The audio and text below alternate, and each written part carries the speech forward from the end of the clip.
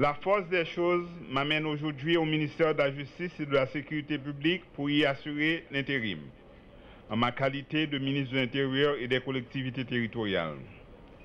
Je prends l'occasion de remercier le Premier ministre, Dr Ariel Henry, de la confiance placée en moi. Nous vivons des temps difficiles, avec des besoins pressants de justice et de sécurité. Justice pour tous ceux qui sont assassinés, notamment le président de la République, Son Excellence Jovenel Moïse, le bâtonnier d'Orval, des journalistes et bien d'autres citoyennes et citoyens. Justice dans le cadre de la lutte contre la corruption.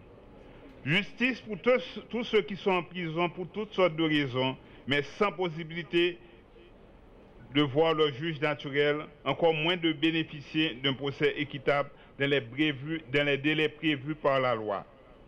Une justice fonctionnelle qui travaille en permanence, sans interruption, à l'abri de utilisation et d'arrêt de travail intempestif. La sécurité demeure, dans ce cadre, le dossier prioritaire pour lequel tout doit être afin de satisfaire le droit fondamental, le premier des droits, et qui est une demande forte et urgente de la population, afin de faciliter la sûreté des institutions et des personnes.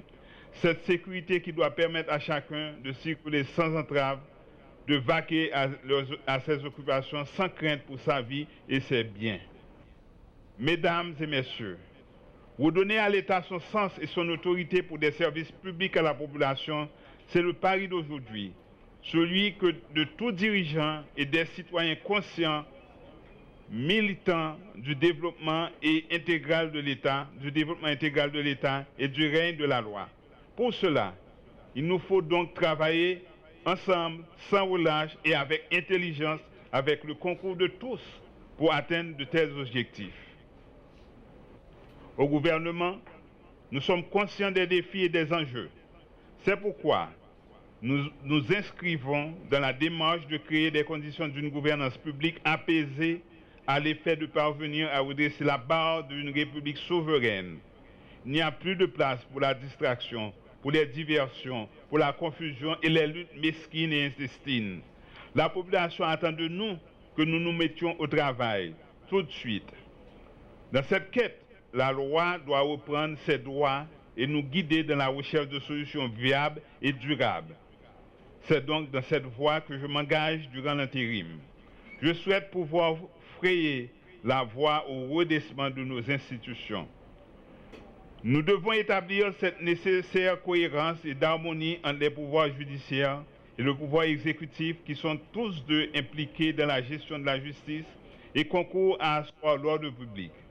Mais aussi, nous devons responsabiliser les autorités locales, les renforcer et les habiliter à assumer leur première tâche qui est celle de garantir la sécurité de leur population.